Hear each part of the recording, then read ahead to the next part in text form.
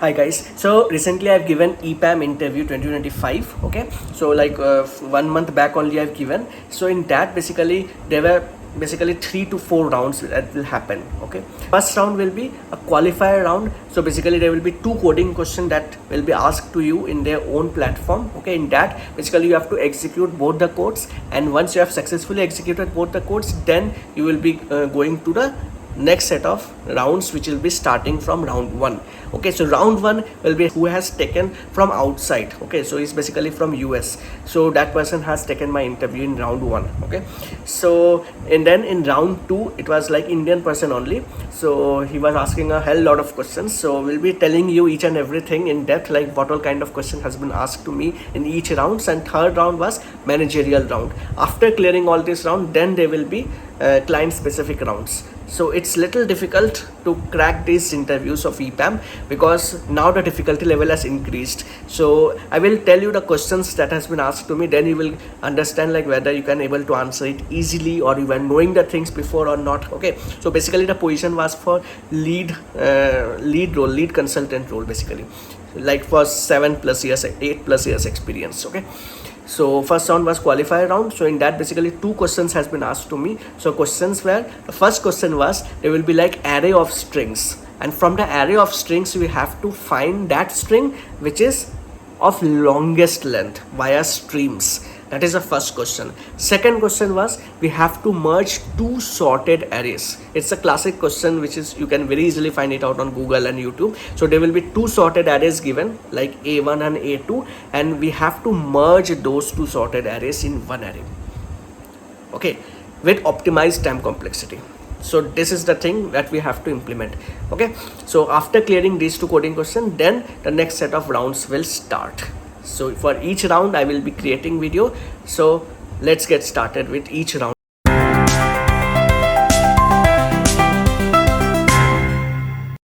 Let's start with my interview experience with Epam round 1. I hope you can see my screen now.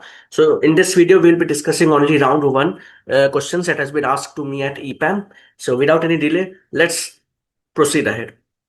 So first question will be always and always about project. What kind of project you have worked with, and they will dive deep into the specific things like if you are making use of microservice, then how have you make your microservice fault tolerant? Okay, so how will you make multiple microservice communicate with each other? How will you deploy your microservice to either Azure or cloud or any other place where you want to, where you have deployed in the past? So those kind of questions they will ask, and they will ask about the architecture overview, like high level design of your entire application. So they can ask in depth onto that. So we have to be very much prepared with our project. First of all, that is the first and foremost thing. And main thing is the high level design, the entire architecture end to end, how it has been designed. That should be very much clear in your mind. So if possible, try to practice it out on a piece of paper. Try to draw the diagram with like, there is like a table diagrams, right? There is like a, what we can say, there is a mapping diagrams. So like how all the classes are interconnected with each other, what are the relationship between the classes, what design patterns you have implemented in your project, not with respect to microservice, but with Java also there are multiple levels of design patterns. So which one you have made use of in your project and why? So these kind of real-time based questions they will ask you. Okay, so we have to be very much prepared on that. Okay, so next question was this, like the one coding question they will give you, always and always they will be redirecting you to a separate URL. So that separate URL will be like a coding agility kind of thing, or some kind of different website they will put you in, and there actually it will be like a pair programming kind of thing. So they will write the code for you. Okay, they will give you some test cases, and you have to write it in front of them, and they will also try to help you by modifying if you are stuck in between. Okay, so this kind of thing. So for enabling that pair programming, they have created their own website for all the candidates who are interviewing for Epam. Okay, so this was the question that has been asked to me. You have to implement, where we have to print like how many times each word is occurring. Okay, so here it is like, this is my life and this life is good. Okay, so they have given some other sentence. So this is my life and this life is good. So basically the output for this will be, this is repeating 2 times. So here you can see like T is in uppercase, and then second this is all in lowercase. Life you can see capital L IFE, and another life you can see E is capital, rest are small. So like that, it will be all jumbled up. Okay, so it is case sensitive basically. So what you have to do, now you have understood, right? So you have to make use of streams. With the help of streams, you have to convert it into first you have to like stream it over that. Then we have to put some split method we can make use of. Okay, and then we have to add some pattern matching kind of thing, because we have to remove the spaces.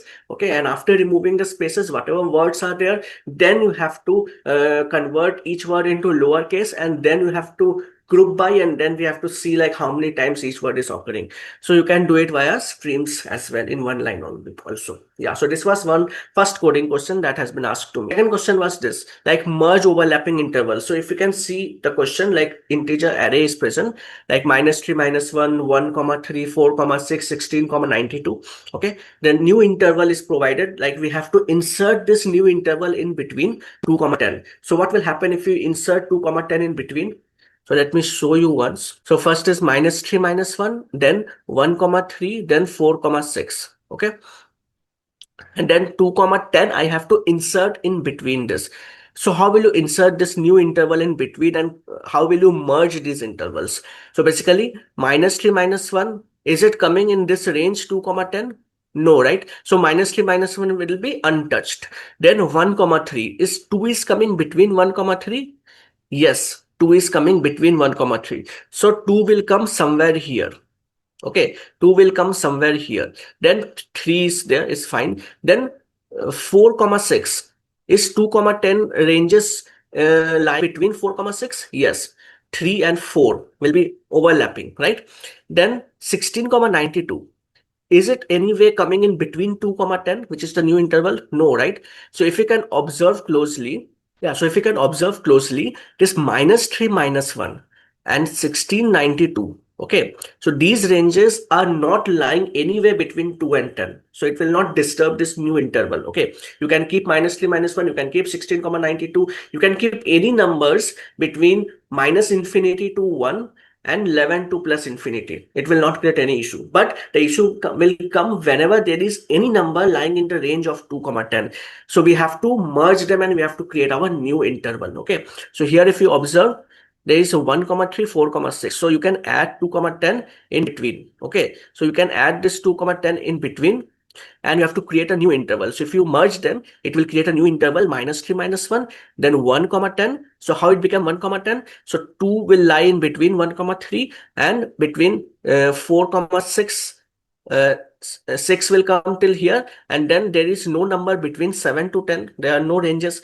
So we have to consider a first number and the ending number. The first number is what? First number will be 1 and ending will be 10. So there are no numbers lying in between. So we can merge these two into 1, 10. Okay, I hope you got the clarity like how 1, 10 is coming, and then 16, 92 is there. Okay. So basically these three are the ranges. So we have merged 1, 3, 4, 6 to 10 into one single range, which is 1, 10. So here if you can observe at runtime, basically the ranges are varying. So previously there were 4 ranges. Okay, so now after merging this new interval, new range becomes 3 only. There are 3 ranges only. Before it was 4. Okay, so now this problem was given to me. How will you write the code for this?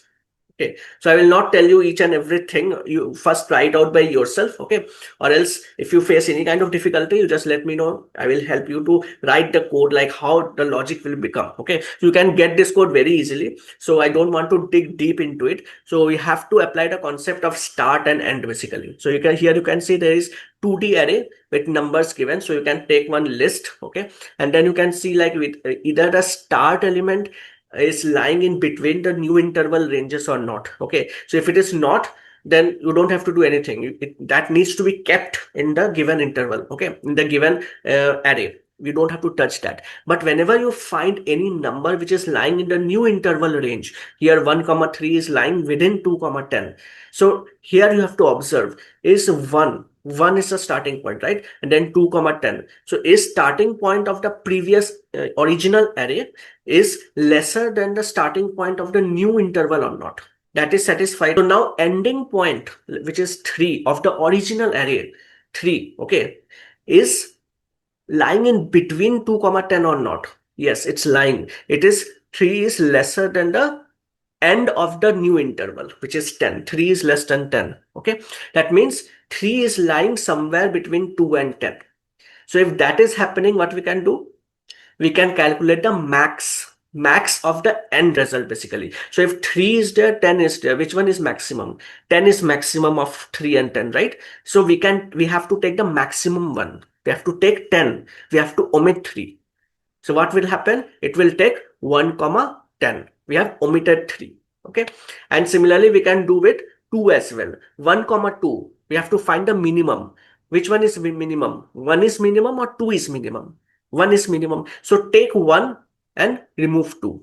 So from the starting point, we have to see, then take minimum of 1 and 2, which is 1. And the end point, you see, if 3 and 10 is there, which one is maximum? 10 is maximum. Take the maximum and then create a new interval. So now new interval becomes 1 comma 10.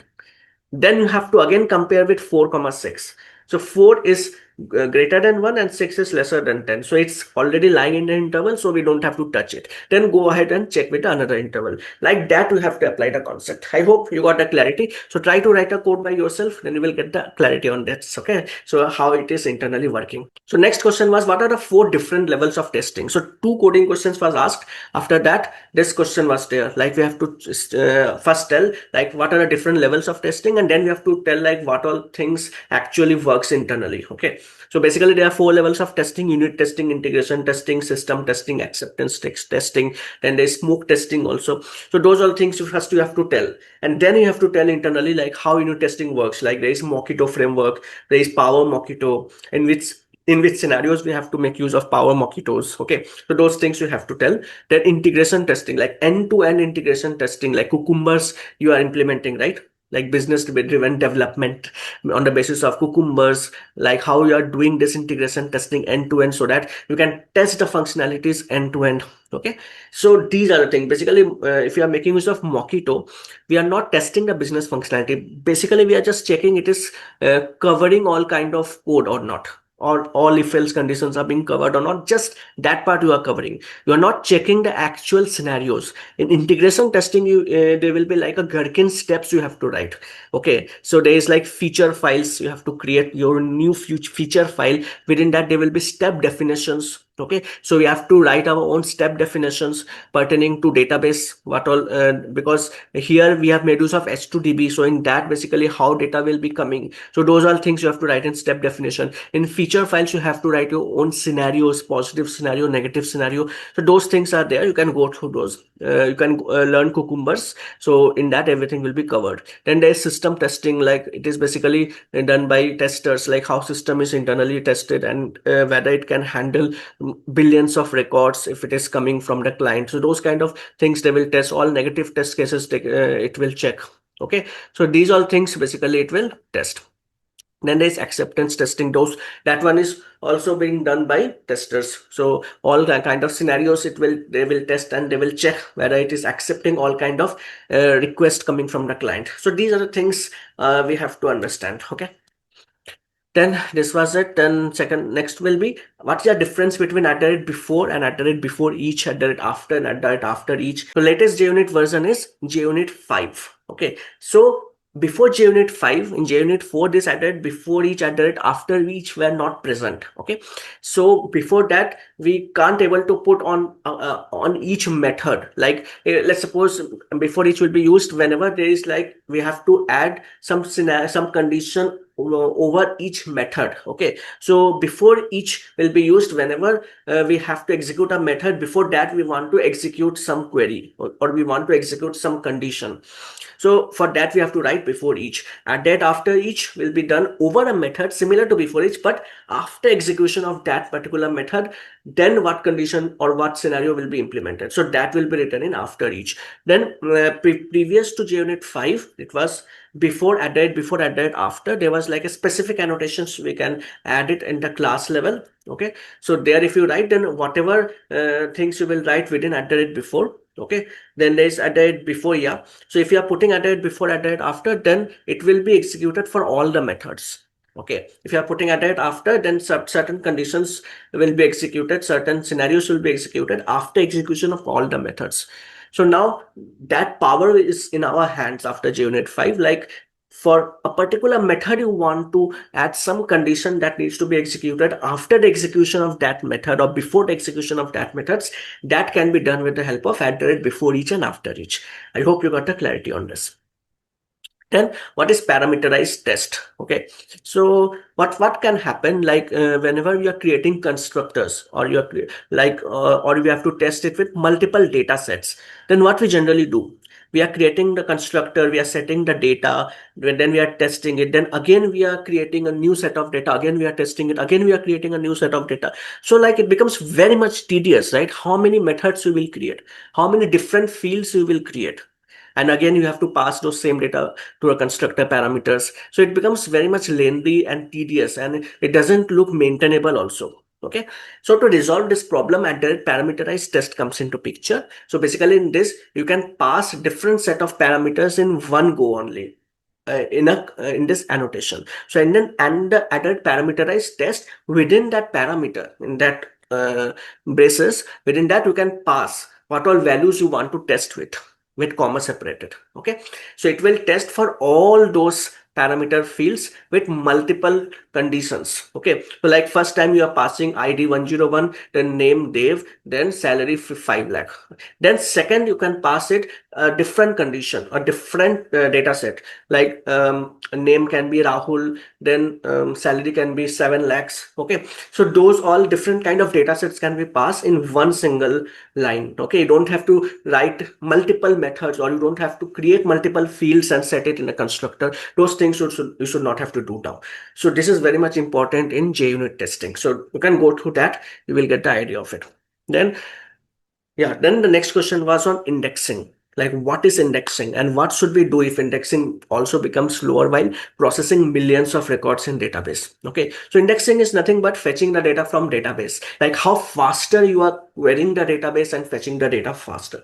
So that indexing are of multiple types, like clustered, non-clustered. So it depends like which all columns you want to put index upon. So basically we are putting indexing on primary keys. Why primary keys? Because primary keys are uniquely identifying the particular row in a table. Okay, so if the table has only one primary key, then that particular primary key can be considered as a part of a clustered index. But there can be a scenario that one row, one column might not be enough to uniquely identify that record. So in that scenario, what may happen? We can have multiple columns. So in that scenario, we can go ahead with non-clustered index. So these are the things we have to understand. But there can be a scenario like you have added sufficient indexing, 2-3 columns, you have made indexing which are most frequently used, but there can be a scenario there are billions of records in database and still your system becomes slower. Then what will you do in that scenario? So this is very important for interview. Okay, so in that scenario we can go ahead with horizontal partitioning. Okay, so horizontal partitioning is also called as sorting. So in that scenario, what is basically happening? We have to divide that table into multiple tables. Okay, so it will contain that same data what is there in the main table, but those two tables will be divided with a limited set of records so that fetch operation becomes faster. So if you do that, it can very easily process millions of records because it is now being fetched from multiple tables, not from a single table. So automatically, if lesser number of rows are present or records are present in a table, so obviously it will be performed, operations will be faster, and querying and fetching the data from database will become faster. Okay, so these are the things we have to understand. So to understand like how these things are working, we have to go through some internal knowledge on system designing, how this SQL internally works, what all database we have to select and why, some trade-offs we have to understand of a system, and how indexing works internally. And if indexing fails, then how can we resolve those kind of trade-off situations when indexing also fails? So those kind of things we have to understand. Then what will happen if I'm indexing all columns in a table? What will happen? This question was literally asked to me after asking the previous question.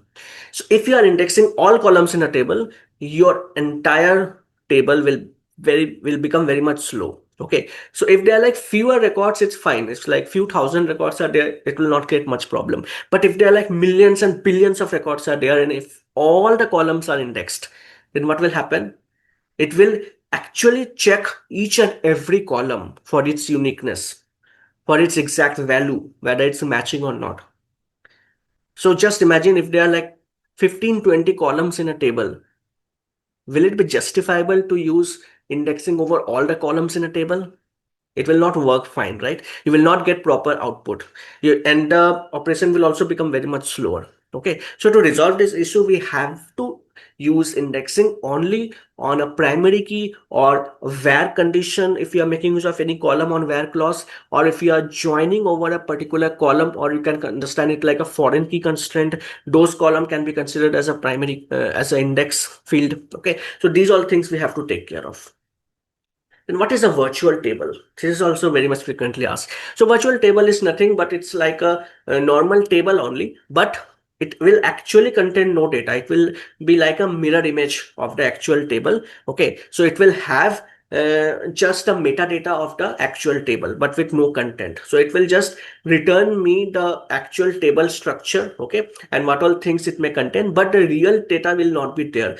And this is being used when we just have to see like what is a stable structure and what all things are present in that and what all constraints are present within that. For that, basically we are making use of virtual table. Okay, and whenever there's like a lot of records in database and we have to understand the structure and all, and we don't need all records in a table, so in those scenarios we can go ahead with the virtual table. So this was normally asked as a definition, like what is a virtual table. Then the question asks like when hash collision occurs, then what will you do? Okay, what will be the time complexity with respect to map? Okay, so we all know like whenever there is multiple values, multiple entries are there in a hash map, so how data will be stored in a map? It will be stored in a form of key value pair, right? So whenever any key is being added, okay, so first of all hash code is calculated, we all know. After calculating hash code, we have to find the index, okay, where exactly that particular key will be lying. So after calculating the index, that particular key will be put into that bucket, and the bucket will be having what all things? It will be having key, it will be having value, it will be having next node's address, then it will be having previous node's address, okay, and then it will be having hash code information as well. So 4 5 information will be present in a single node, and it will be like an array of buckets. So map will be having 16 buckets, right? So it is like an array of buckets, and each bucket will be containing array of nodes in the form of linked list. So this is the structure of the map. So what will happen if there are multiple keys? So multiple keys can have same hash code, right? So if multiple keys can have same hash code, it will have same index. So if it have same index, all will lie into the same bucket. So if all will lie into the same bucket, then what will be the time complexity of the fetch operation? So let's suppose you want to fetch a key which is present as a last node of the linked list. Then what will happen? As you all know, right? As you all know, if there are multiple nodes in a specific index, all will be connected in the form of linked list, right? So what will happen? What will be the normal time complexity of fetching and putting the data in the map? It is O of 1, right? But if there are like n number of nodes in one particular bucket, like if it is greater than a tree-fi threshold value of 8, then what will happen? Previous to Java 8, all were put in one single index in the form of linked list. So time complexity becomes O of n. But after Java 8, what happened? Seeing this problem, Java people has modified the Java map structure, and they have converted that to a tree map kind of thing. Okay, so red black tree basically they have converted it to. So what is happening in that scenario? Whenever it is crossing the tree-fi threshold of 8, it's being converted to a red black tree. So in that red black tree, the time complexity becomes O of log n because the structure is of tree type. Okay, so yeah, so this was a time complexity for uh, a red black tree which is being implemented after Java 8. So whenever it crosses number of threshold of 8 nodes, it will get converted to a red black tree, and if it is lesser than 8, it will get converted to linked list. So this is the actual structure, how it internally works. So next question is on synchronized keyword versus lock. Okay, so this is very common question. So you will be getting this question across all the interviews. So synchronized keyword is like a normal keyword which you are implementing on either on a class level or on a method level or at a block level. Okay. So once you are putting synchronized keyword, then what will happen? One thread will be allowed to access that resource at any given point of time. But there's a problem with that. If you are making use of synchronized keyword, the scope will be limited to that method only or that block only. Okay. So what if I want to synchronize a method which is being called from the caller method? So let's suppose a method is written. From a method you are calling b method. Okay. So if you are making use of synchronized, so will you be able to synchronize b method data also if you are not writing a separate synchronized over b method? Will it be possible just by writing synchronized over a block of code in a method only? Will that be possible? No, right? So that way lock is helpful. Okay, in that scenario, lock will be helpful for us. So what will happen with lock? So lock is basically coming under java.util.read write or reimprint lock. Okay, so in that basically you can increase the scope. Okay, so there is like within try you can write lock.lock and then you can stretch the scope to different method which is being called internally, and at the last method you can write in finally block log.unlock. So you have understood, right, how beautiful it is and how flexible it is while using lock. We don't have to think like we have to write all important code which needs to be multi-threaded safe, which we have to make it thread safe. We have to put it in one single block only, and we have to optimize the lines of code as well. It should not extend a particular limit. So those all problems have been removed with lock, and there are multiple problems that lock is resolving. Okay, so there can be a scenario like a main thread is waiting for a long period of time and synchronized block is not returning any data. Okay, and there are multiple threads which are waiting for the same. So in that scenario, what will happen? Will it wait for infinite period of time? So in synchronization, actually it waits till the lock is being released by that previous thread. Okay, but in lock there is something called as lock interruptibility method. So with the help of lock interruptibility method, we can basically interrupt the existing thread and it will return some dummy value after threshold if it is not executed, and it will give chance to next priority thread. So like this, there are multiple advantages of lock. You can go through them. Okay. So what are the solid principles? You all know: single responsibility, open, close, list of substitution, interface segregation, and dependency inversion. If you're not aware of it, you can go through my previous videos on solid principle. You will get the entire end-to-end picture, like what is solid principles. Okay.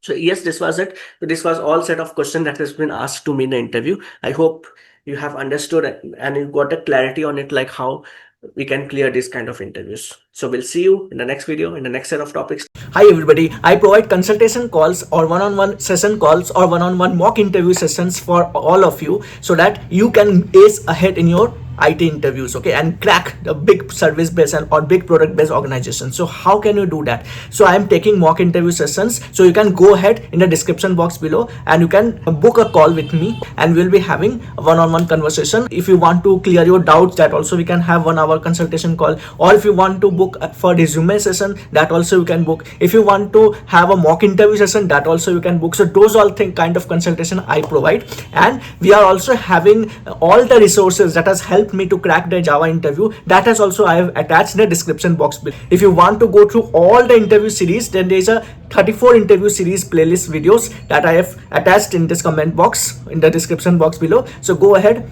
and watch that as well. So it will help you boost your interview skills and you can clear your interview like ease. Okay, so see you inside.